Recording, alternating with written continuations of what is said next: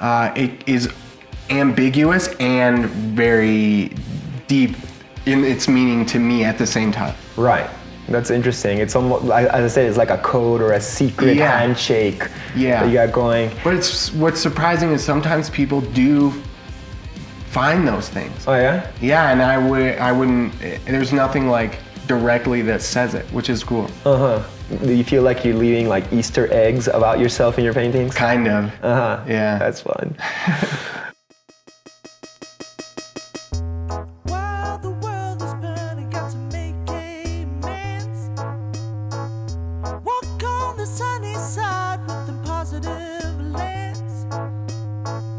Talks about passion between the women and a man. Chris Dyer and his creative friends, darling. Ooh, ooh, ooh.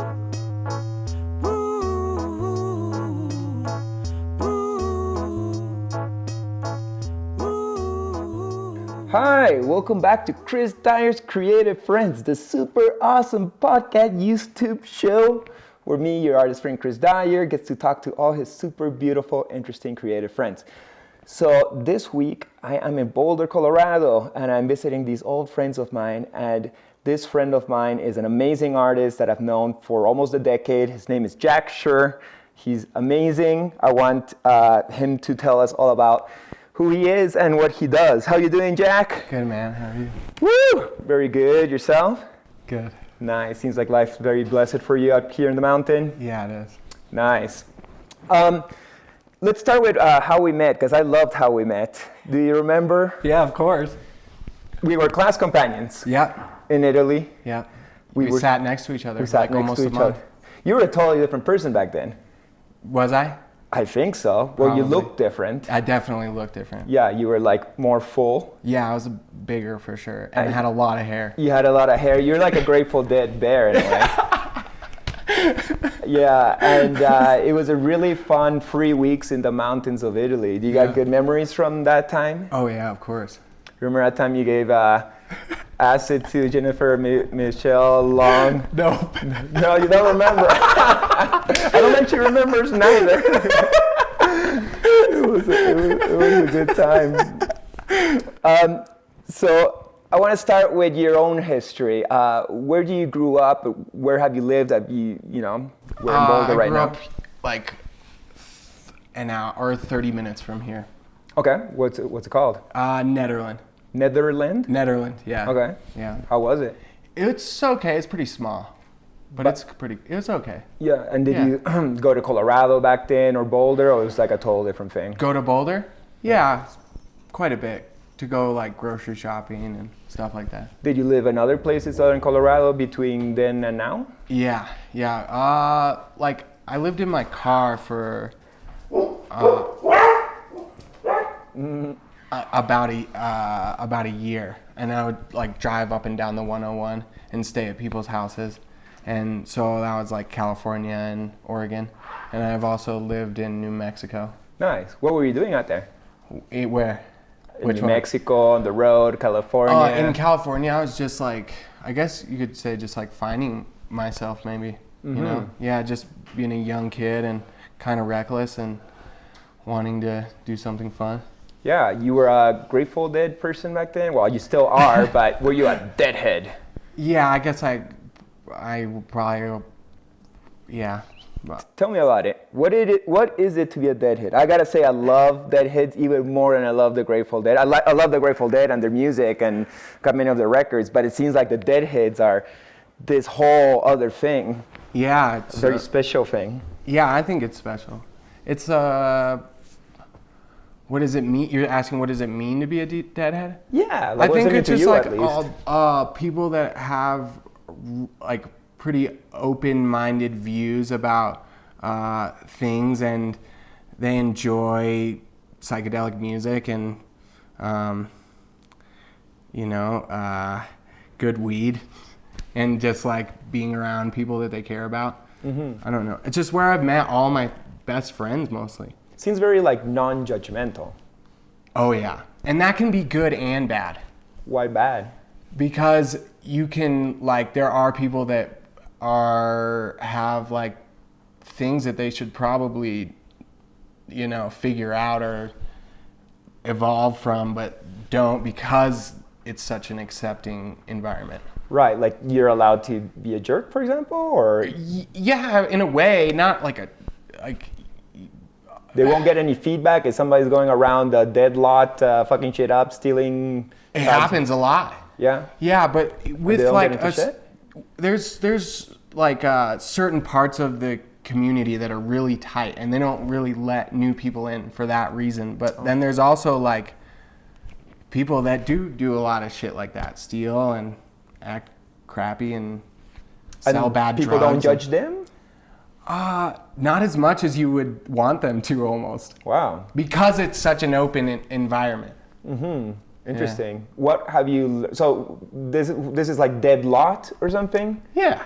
What is dead lot? It's just like a ton of hippies standing in a parking lot selling art, or you know, sometimes weed, or a bunch of different things. Before a concert or just randomly? Before and after. Okay, so it's kind of like a what's it called, tailgate party or something? It is kind of like that, but it's also kind of like a flea market too. Yeah. Kind of roots. Is it like the rule that Grateful Dead fans can make their own merch and not get in trouble with copyright? No, they can, but people do anyway. Oh. And I just think that like it's such a big community that it'd be hard to like regulate, because there are that many people making stuff with. And that's how they even fund going to the next concert, right? A lot of the time. Right. Unless they have real jobs and they go on the weekend. But like me and my friends, none of us had real jobs. We were just doing that. Yeah. How did that shape you? How did that whole Deadhead culture, what did it do to you as a young man? Humbled me a lot. In what way? Like, one way would be like,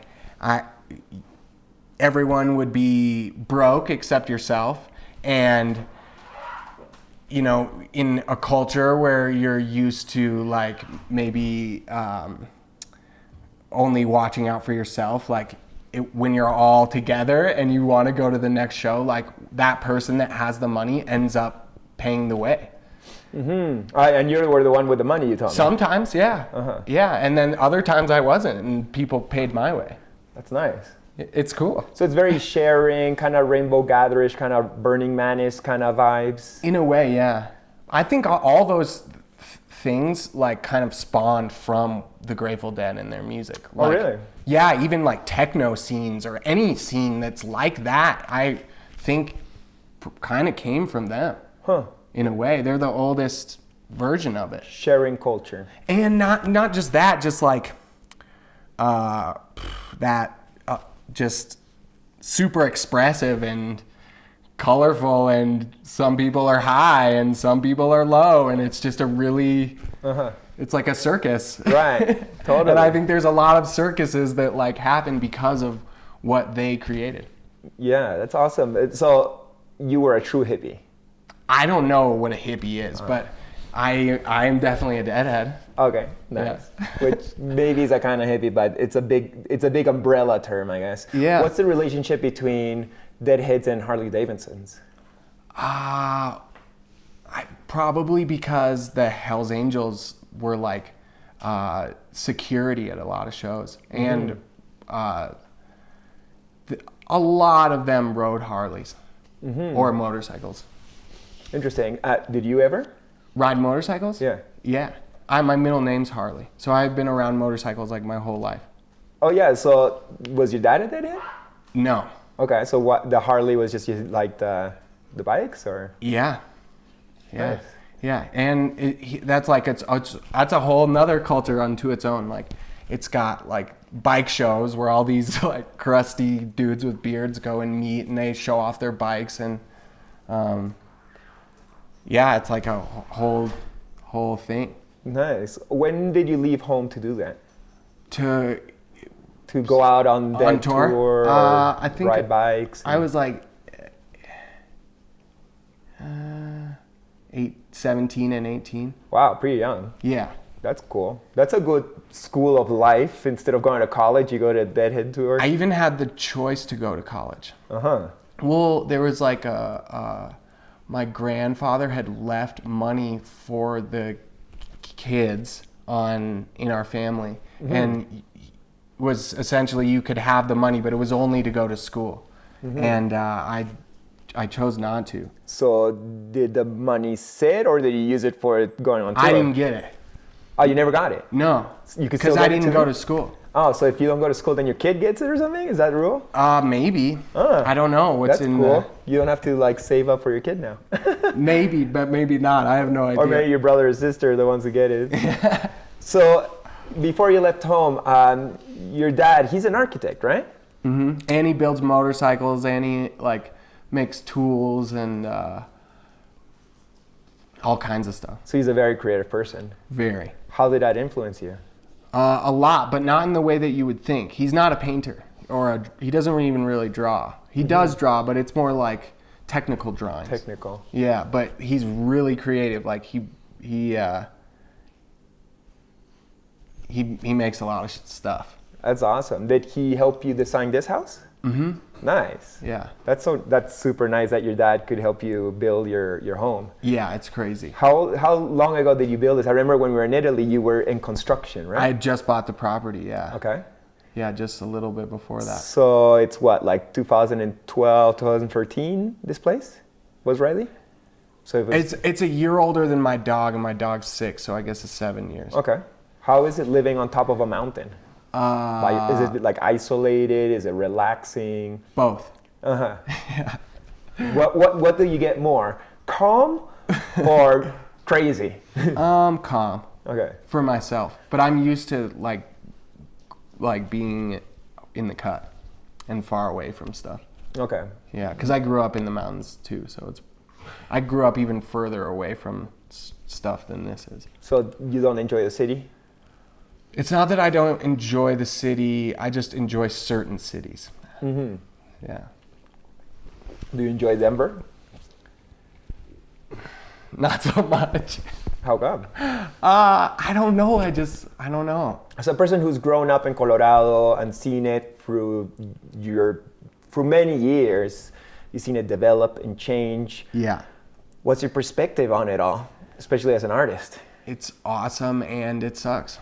Mm-hmm. Tell me about both sides, if I can. It's awesome because like a lot of cool people are moving here, and like I met my fiance because she moved from another state. You know, it's I can't. There's things that you can't deny that are really cool that happen because of people moving here. But then at the same time, there's a lot of people that move here that are not so aligned with yourself. Yeah. Uh-huh. Yeah, fair enough. I Yeah. guess that's the situation in every city, and as scenes grow, there's positive, negative things about every scene. Yeah. Yeah. Yeah. Well, I like visiting Colorado. I come for like a week or two tops a year, get my little Colorado Fix. action and just dip out. Yeah. It trips me out because when I go to Denver, like I'll go anywhere and people recognize me. Oh yeah. And that shit does not happen to me in like Montreal where I live. Yeah. I remember when we were hanging out and you posted just a little snap of the building that we were painting, not even the number of the address or anything, and like 10 people came to talk to you. Uh-huh. And I was like, why? How does that happen? I know, it's and you were weird. asking them, how did you find me? Oh, I just knew where to look because of the buildings in the background. Uh-huh. Well, that's Denver scary. and Colorado in general. Is that scene where like my art is relevant, where in other places I might have like fans sprinkled around. You don't feel like it is that way for you at all in Canada? Not in Montreal. Montreal is, they don't even know what visionary art is. But why would it make a difference? What Like kind of Montreal's art? kind of like always being cool, and everyone's just doing their thing, and half There's the a people, ton of artists there, there's though, right? tons of artists, but nobody's like, oh, that artist, wow. It's kind of like, oh yeah, you're an artist, or an artist. Hey, you know, I respect you. I know So it's more low key. Yeah, it's chill. Like, you know, like nobody's gonna fan out on you, or, you know, I never make events in my own city. It's just kind of like I'll go to a park and be like, hey, who wants to paint me in the park? That's as much as I do, and it's chill. Yeah, but That's I like, kind of cool though. Yeah, I prefer that. Less hype is kind of nice, right? I wouldn't want to live in a place where people are treating me like I'm famous or better than anybody else. That shit's terrible for the ego. Yeah. It's just like a weird perspective, and it's not good, you know? Like, I think it's funny when I come to Colorado. I feel like, oh, I'm so cool here. But I wouldn't want to live in that. Yeah.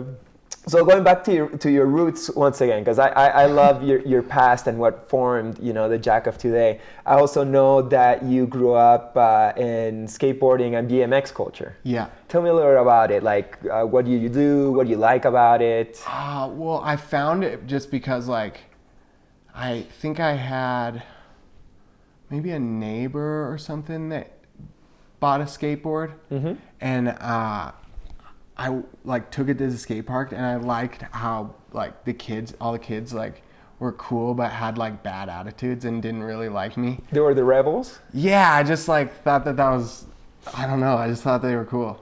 Yeah. They were like listening to punk rock and like hawking loogies and like being assholes, and I just thought that was so cool. Hawking movies? Hawking loogies, like hawking loogies. Yeah. Yeah, it's good, that whole punk rock. What about BMX? I never became a BMXer, but like say my friend Barry loves that culture, and I bought a mongoose and we go out cruising on it.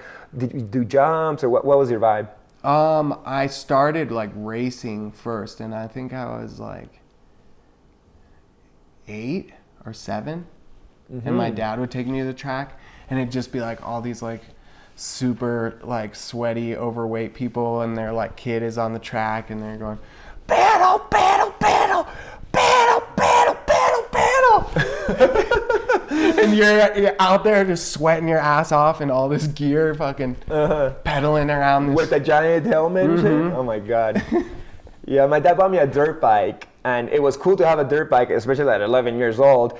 And it had so much fucking like boots and the hoof and the gloves and the helmet. I was like, this shit sucks. Yeah, I got burnt out on racing quick. And then I just started riding bikes for fun. Yeah, just cruising around. And like I'd go take it to the skate park and stuff. And okay. Yeah. Nice.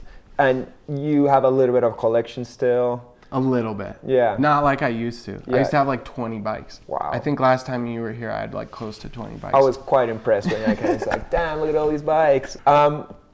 So then when did you decide you want to be an artist? Really young. Yeah? Yeah. Tell me about it. I think it was just like, honestly, it felt like it wasn't really a choice. I had like, I grew up, my mom worked at a contemporary art center where everyone was like painting or building something or dancing. So like, I think, and my dad was always building shit, and a lot of my parents' friends were artists. Creativity was in the blood and in the air. And my mom would just be like, oh, you're an artist. That's who you are and what you're going to be. And that's just, and I was like, okay, sure. And even painting, someone told me that I was a painter. Like actually a few people. They were like, oh yeah, you're a painter. And I was like, okay, I've never painted before really, but.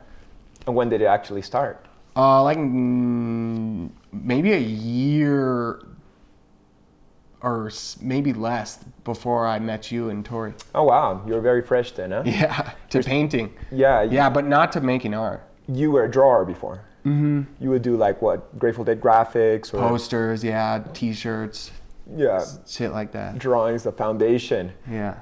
And that workshop you did with me in Italy, was that the first one or the second? That I've been to? Yeah. That was the first one that I'd ever been to. Nice. And since then, you've taken many different workshops. Yeah, I guess I have. Seems like you look for artists that you enjoy, and then you go and try to learn from them, right? Yeah, oh yeah, for sure. Tell me some artists that you've learned under. I learned a lot from hanging out with Nomi. I wasn't really learning from him because we were painting together, but he like definitely showed me a lot, especially about direct painting. I don't really paint that way anymore, but it was so useful. Like, What does that mean, direct like painting? no, it's pretty like it's mostly one layer. There's not many glazes. It's like Is that al fresco or oil painting? alla prima. Alla prima. Nice. So you always did like oil? Yeah, pretty much. Because even the Italy workshop was oil, even though it involved egg tempera. But it's like an elaborate, complicated technique of so many layers and time. And I use something that's equally as time consuming or maybe more now, but it's more effective. Because it's less layers? I think it might be the same amount of layers or more layers, but I just think it works better. Okay, this is the technique you learned under Van Minnen. Tell me a little bit about learning from him and. Well, honestly, I went to 2 of his workshops, and in those they were each 5 days, I think. And in that whole time, I probably only really got about an hour of his time. Oh wow! But how come he was too busy? Because there's like 20 people, and they're all asking questions, and he, This was where? In Aspen, in Colorado, because he's from Colorado. Oh, cool. Yeah, he actually grew up with my cousin. Oh, nice. Yeah. Sick. Yeah. So that's good. He was in the area. You liked his technique. Yeah. And even though you didn't speak to him too much, you got to learn. I learned more in those 10 days and that little bit of time that I got from him than I did the whole month in Italy, I think. Totally. Yeah. But you already had some momentum by the time. Yeah. That also, if I didn't know anything and I was going into that, I probably would have just been confusing. And Right. I remember in Italy, as a drawer, you knew how to draw, but then you're like, kind of like, okay, what's the next step? Really. You know? Yeah. Yeah. But by the time you got to his workshop, you might have already had some momentum, especially after painting with Nomi. Oh yeah, quite a bit more. Yeah. Nice. Is there any other workshops that you took? Did you work? Did you do anything with Venosa or no? No. But I would hang out with Martina, and she would like look at my work sometimes and tell me what to work on. Like, nice. When I was early on. So you would go to Martina Hoffman's house and pick her brain a little bit? Yeah, because I had the guy that I was telling you about that said I was a painter. He's like, you're a painter. That was one of Venosa's best friends. And he introduced me to Robert's work way before I had met them. Like years and years ago, because he was a Deadhead. And he made Deadhead like sculptures. And we became really good friends. But he also helped Venosa sculpt that bronze sculpture and pour it, the one that's in the book. In Illuminatus, there's like this tripped out looking. It's like one of his mountain people looking things, and it's a bronze. And that guy that I was telling you about, he helped him sculpt it and cast it. Nice. So he connected you with Martina. No, that was really weird. As Venosa died, and I went over to his house, and he was sitting there crying, playing guitar. Yeah. And I was like, "What's going on, man?" And he's like, "Oh, Robert's dying," and I can't really swallow it. I'm just freaking out. And I was like, "Man, I'm really sorry." And then it was really weird because like 2 weeks later or something, he died. What? Your friend? Yeah. Oh my God. Yeah, it was really trippy. What happened? He had a heart attack. Ooh. Yeah. So he went to meet him, I guess. Yeah, I guess so. I don't really know. He went first before Venosa? No, right after. Okay. Yeah. Interesting. And I was just, I don't know, I just was feeling like this call because Bob had told, other Bob, not Bob Venosa, my friend, told me, "You're a painter, you need to go hang out with these people." And he would always tell me about. So you hit up Martina? No, I just showed up at her art show. Okay. It was like at a cafe in Boulder. And I was like, it was too crowded. I was kind of freaking out.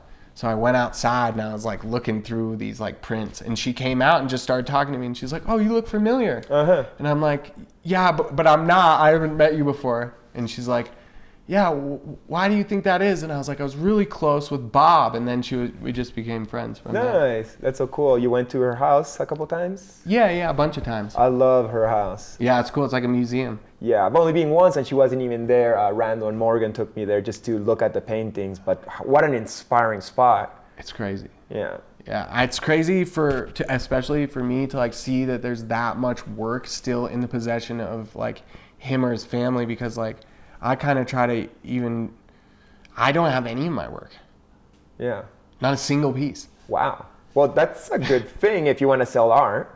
Yeah, but at the same time, like it's like kind of weird because I'm like having a kid and I kind of want my kid to like have something. Like it's just trippy. Like they have so much of their stuff, and right. I like to keep my paintings. I don't have any. Yeah. Well, it's all in your power. No, I actually prefer it that way though. Okay. Yeah, I'm not much of a merchandiser for myself. I can help other people merchandise, but when it comes to me, like I honestly can't. I don't. But I mean, like, you could just not sell a painting, be like, this painting's for me, and just keep it for your wall. I will do that eventually. Mm-hmm. There's one that I really wanted to in this last body of work, but you can't, you know, it's already, it's got a place to go. Totally. Amazing. So it took you, I don't know, not a while. Actually, I think you found your technique quite fast, you know, to think that you, in 2012, not even a decade ago, you were trying to even figure out how to paint, to now that you're killing it. I'd say that's like hugely fast and amazing. So you found your technique. But I'm obsessive. That's a good thing. But that's how that happened. Right, you just fucking went at it with full passion. Yeah, I don't think I'm actually very talented. I think I just work my ass off and I like don't give a fuck. Like I will put anything almost on the line to make another painting. Mm-hmm. That's a beautiful thing. That's it can and it can't be. It can and it can't be. Well, as long as you're not sacrificing your quality of life. I have before. Once again, it's all in your power and your control, I guess. Yeah. You know, but when you're so passionate about something, sometimes it's hard to regulate that. Right, I understand. It's like a drug. Essentially. Yeah, so you're addicted. Yeah. Okay, well, at least you admit it. So my next question is, for you, what is more difficult, to develop quality technique or to find your stylistic voice? Both are important. What's more difficult to achieve?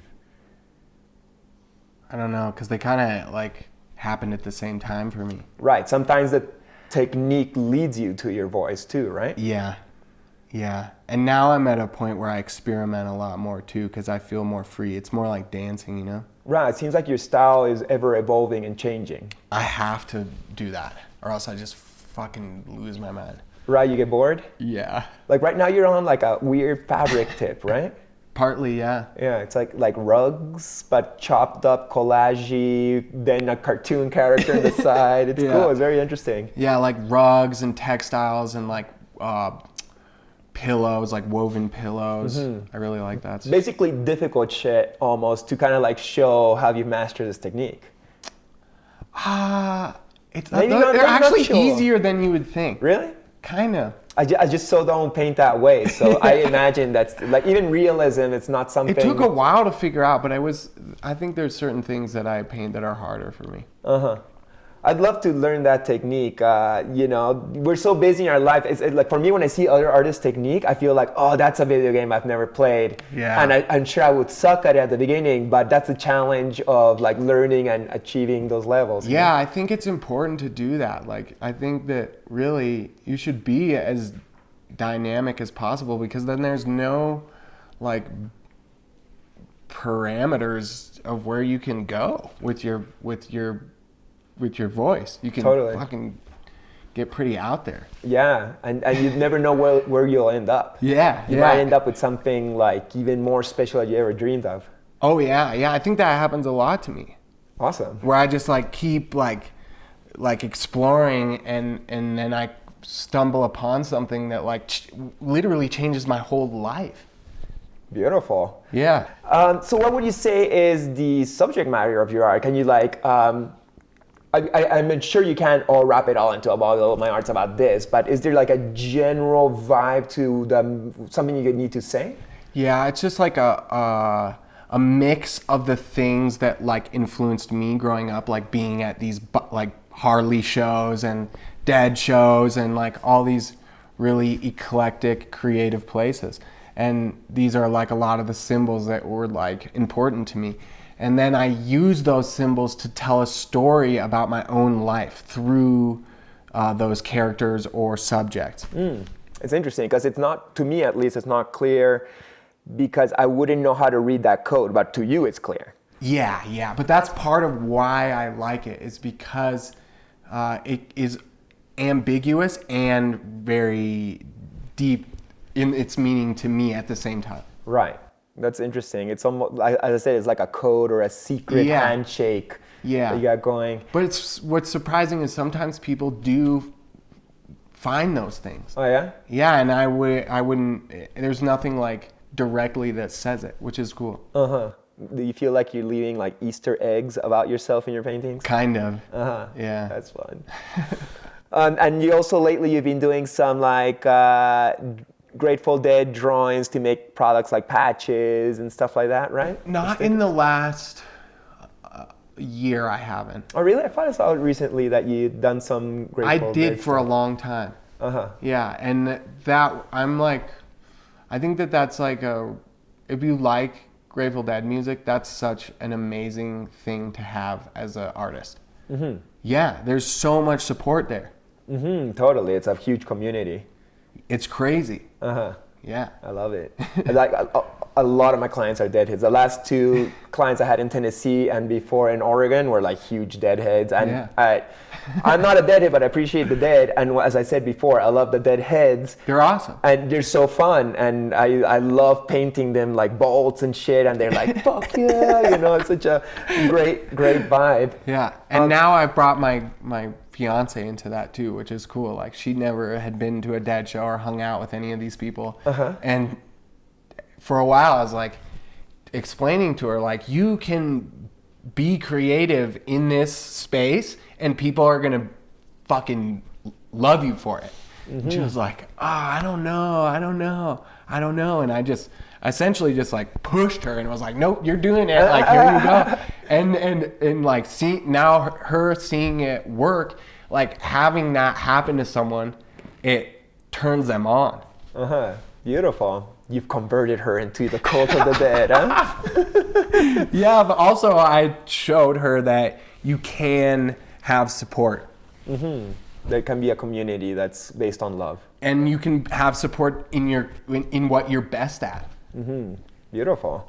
And it was her that made a patch recently, right? Yeah, that's cool. Yeah. Kind of like doing what you were doing before. Now she's the one passing on the She's the literally, she's following in my exact footsteps in a way. Nice. Do you still make products every now and then? No. You used to have a brand called Moniker. Yeah. So you experimented a little bit with branding and products. What was your experience with it? That I don't give a shit about stuff like that.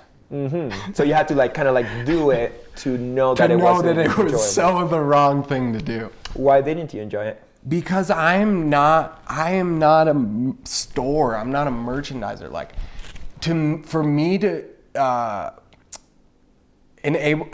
to be able to contribute what is like most pure to myself, I have to just be working on one painting at a time or 3 paintings at a time. I can't be thinking about like inventory and promotion. No. It fragments it in this way that I can't make the best shit that I am capable of. Right. And that doesn't work for me. I understand that. I as you know, I got my own brand, and I think it's awesome to have. Like, that support is so great. Like, if you are in a position where you want to keep your originals and you want to be supported, that's a fucking great option. Like, even for her, if she makes Grateful Dead art the rest of her life, she could live a great life. You know? Totally. Yeah, it's to each their own, of course. For me, what's helped me with the brand is getting a brand manager. Oh, yeah. So basically, Corey, my brand manager, who's based in Denver, and I just saw this house that I guess I pay a third of the rent for. And, and they got their team and they do like the public relations. You're lucky. Yeah, I'm lucky. That's awesome. But it took me like over a decade to find somebody to run this situation. Yeah. But I still got responsibilities. I still gotta I just want to paint like 10 to 20 paintings at a time and take 6 months to a year to work on them, and then have a show and sell out all those paintings and then move on to the next show. And that's just, So purely fine art. yeah, Right. at this point. Can you work on 20 paintings at the same time? I just did 17. How do you fit that in a studio? You don't have any room. That's why you want to build a new studio soon. Yeah, I need it. Yeah. I've so outgrown my space. Like it's not working anymore. Right. So Yeah. you're gonna build like a art barn here to the side. Essentially, yeah. Are those your solar panels there? No, That's no, your my name? neighbors. You should like put a little cable in like. Plug her in. Right. Well, that's cool. You'll have an art barn studio. Yeah, That'll be yeah, fun. I'm stoked about that, and I'll be able to work on like Huge things. That's proper big paintings. That's awesome, man. I sometimes envy that the time to do more fine art, like I don't make enough time for it, and that's like the highest expression of an artist. It's so I important. agree with, yeah. Yeah. And but I do so many things, including this podcast. Like when I wanted to do this podcast, I knew it was like it's gonna rob you time, it's gonna rob you money. But there's this thing in me where it's like, yeah, but I'm gonna share the voices of my community, and that's how I make the world a better place, which is my biggest intention. And I think also, your art speaks to like a way broader audience than mine. Well, how do you figure? My shit's weird, dude. Yeah, there's a lot of weirdos out there. Yeah, but a lot less than like your stuff is very digestible, and that's like that's a good thing, like. I hope so. Sometimes I feel maybe it's like too colorful. No, whatever. and I think because of that, like people identify like parts of their youth, and I think it's playful and it's cool. It's awesome. Thanks, man. It's kind of like childlike, I guess. No, it's awesome. Oh, thanks. Sometimes I'm hard on myself too. It's like, oh, it's too cartoony. Like, when are you gonna grow up, Chris, and do some adult art? It's like, but that's me. I like to stay. I think like the subject matter almost like becomes irrelevant at one point. Like it's how you make your cool marks. Right. It's like the vibe. Yeah. Yeah. Thank you. And I like your vibe too. And that's Thanks, why you're man. my friend, and I love you. Oh yeah, I love you too, man.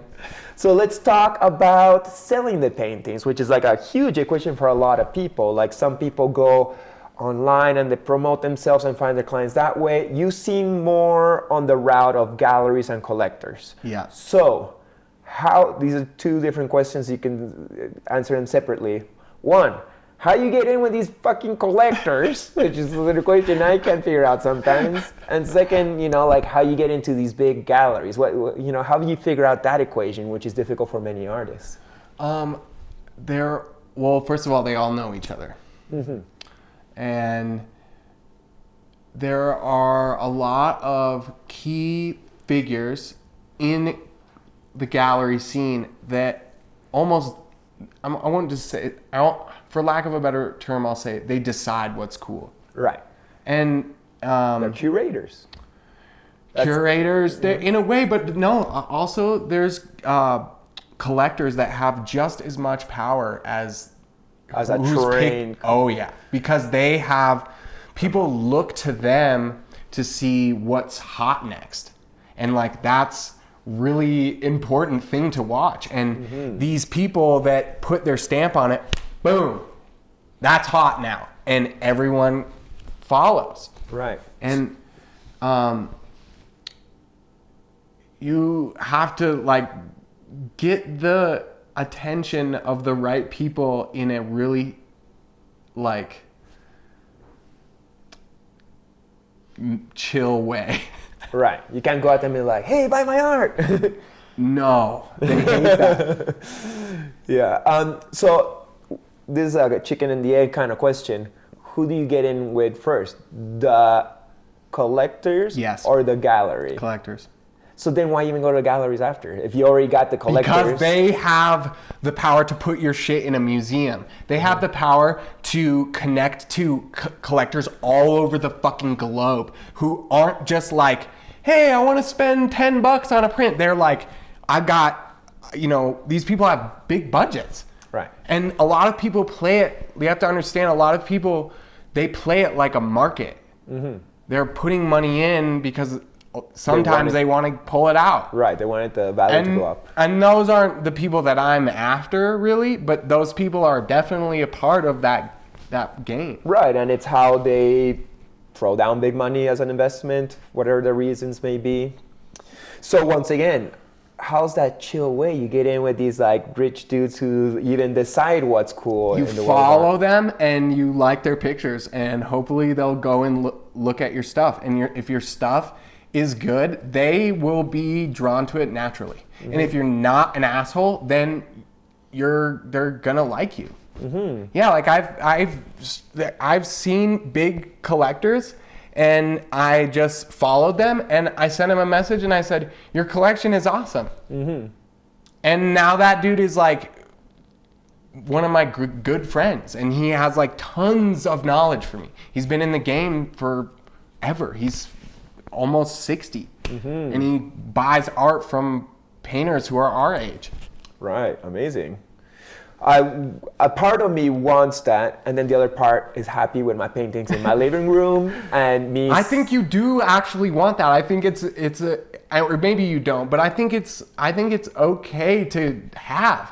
I think giving 50% to someone that is, they make it worth your while, it's totally fucking worth it. You talked about the 50% you would have to pay the gallery. Yes. Right. I'm happy to, because I work with people that have fucking something to offer to me. Right, because not only it's about selling a painting and you making a good amount, even though 50 is gone to the gallery, but it's also gives you more legitimacy to the collectors. Yes, then collectors go, these people have been certified by these galleries, and these galleries know what's going to be hot next. Mm-hmm.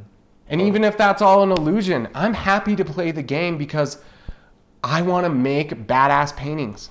That's all I want to do. Right, so you need to afford it. Yeah, and those people help me. They're fucking awesome. I don't work like the people that I had I worked with a couple galleries that put a really sour taste in my mouth. And I thought that perhaps that was the way it all was, but it's not, dude. No. There's so many galleries. There are fucking so many. There's some nice ones out there? Tons. Nice. Yes, and they want to help. Tell me about it. Who's these nice galleries? I don't want to ask you who's the bad ones because we don't want to bad talk anybody. Or maybe we do, I don't know. But sometimes I do. Why not? Yeah. It's open mic here. Yeah, I mean, there's like, I'll say Denver is pretty lacking for that type of thing. Mm-hmm. We're busted as far as that market goes. There's no. I could just say that, Mm-hmm. Yeah, it's pretty bad. What about the good ones?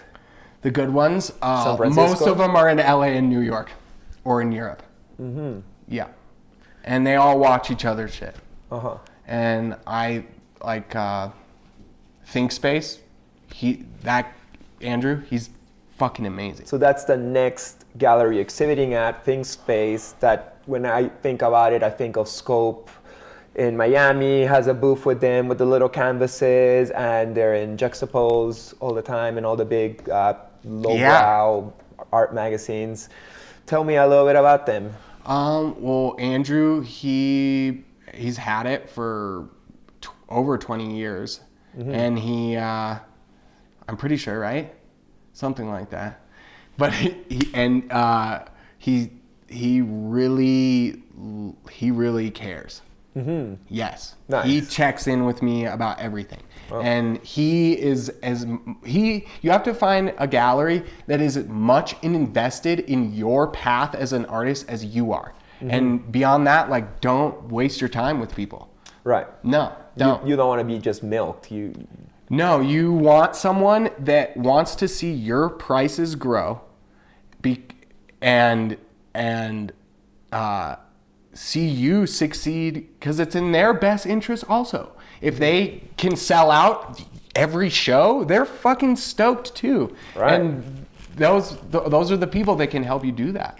That's awesome. When is your solo show there? June 5th. Nice. Well, I hope it does well. I hope you sell out. Thanks, man. See, that's like the dream for an artist. Not only getting a solo show, but then getting a solo show at a well-respected gallery, but then selling out at a well-respected gallery solo show. That's kind of like the dream of the dreams. So Yeah, do it you is. feel you're achieving your artistic dreams? Dude, totally. Definitely. It took a long time, and there was a lot of like feeling discouraged. I'm not gonna lie. Yeah? What discouraged you on your path? Just like getting entangled with people that like just didn't have my best interest in mind, really, and it just wasted a bunch of my time. And didn't see like the potential in what I have to offer.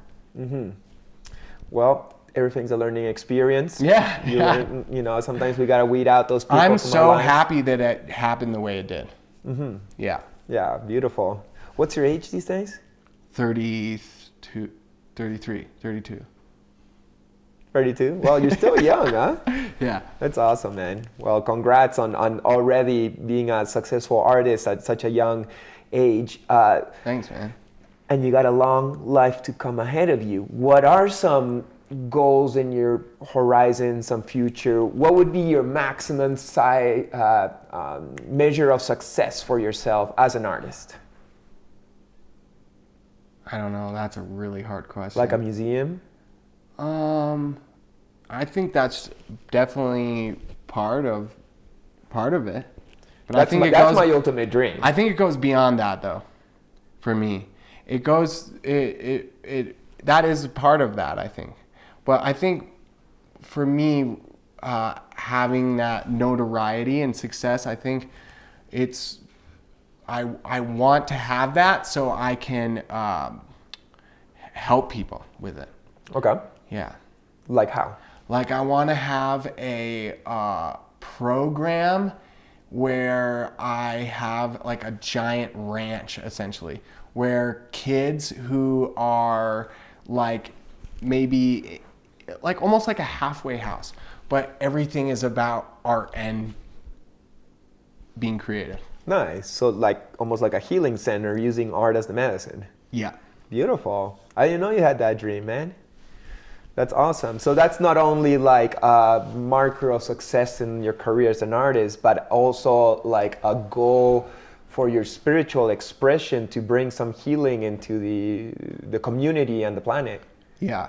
And I think also like being an artist is kind of like a fucking selfish thing. You're like kind of, in a way, you know, we're providing something, but it's also a luxury. And I don't want to be untruthful with myself about that. I think that it has the power to change completely. But also I think that it, like, people with dirt floors who can't get a meal, art isn't really relevant to them. And I understand why, at least in the way that we make art, you know? Right.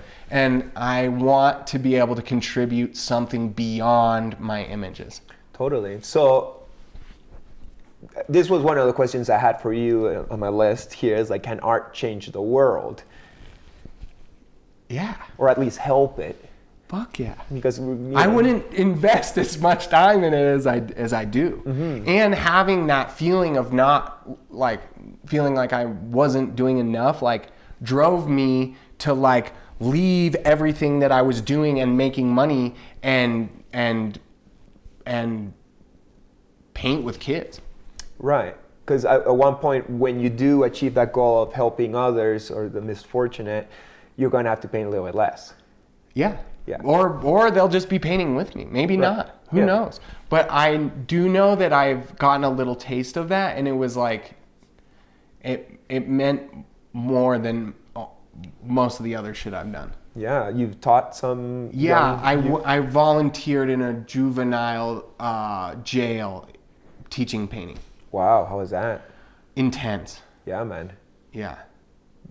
What happened? I heard like the craziest stories that that you could hear, you know, from like little kids. Like I met a 14-year-old who had been smoking meth for 4 years already, and saw both of his parents stabbed to death, and all just the craziest shit you could ever hear. Crazy, dude. Yeah, and I would just hang out with them and paint and listen to their stories.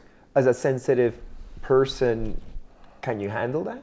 Sometimes it would fuck me up. Yeah. Oh yeah, totally. Yeah. Sometimes I would leave there like fucked up after the shit I heard. And I wouldn't be able to go back for like a week or two because I would have to like process all the stuff that I had heard.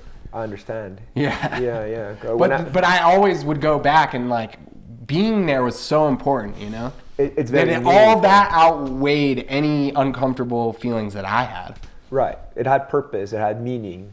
Yeah, and honestly, a lot of the time, these kids would be like, fuck you. Why are you even here? Who's paying you? Right. And I'd be like, no, I just moved here just to do this. And they're like, but who's paying you? I'm like, no, I want to be here to hang out with you.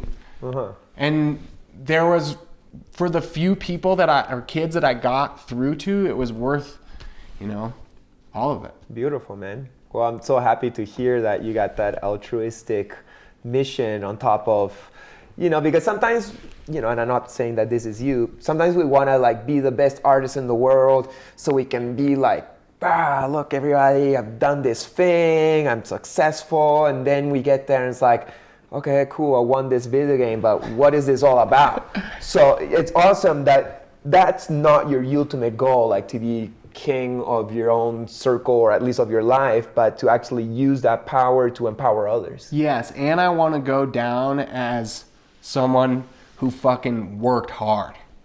Well, I think that's already done and done. No, I'm saying like that motherfucker, like. Why?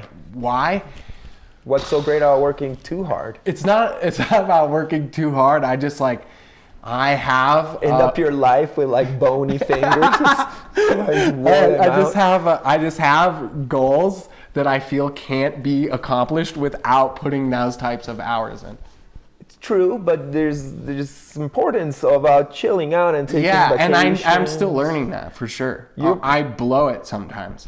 Right. Well, I don't know. I'm not gonna say yes. I am a witness to. No, it's true.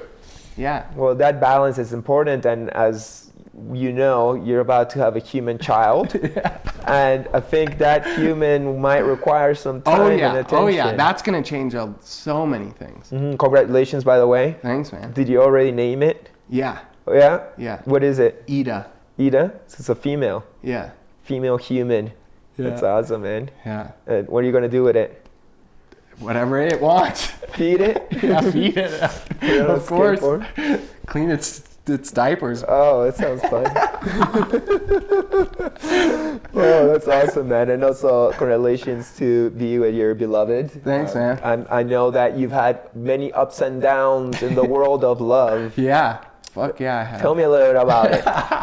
If you want to, you don't have to. But I know we've had personal conversations where you had your heart broken. I think I had like gone through like really heavy shit when I was a kid, and a lot of the partners that I was choosing were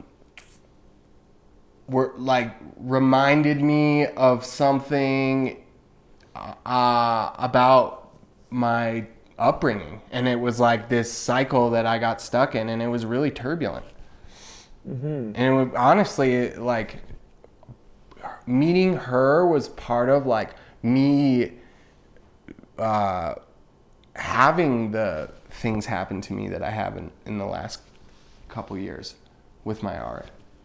Finding true love. Yeah, she's just like she came over the first time and was like, "You're amazing," and I'm like, "What the fuck?"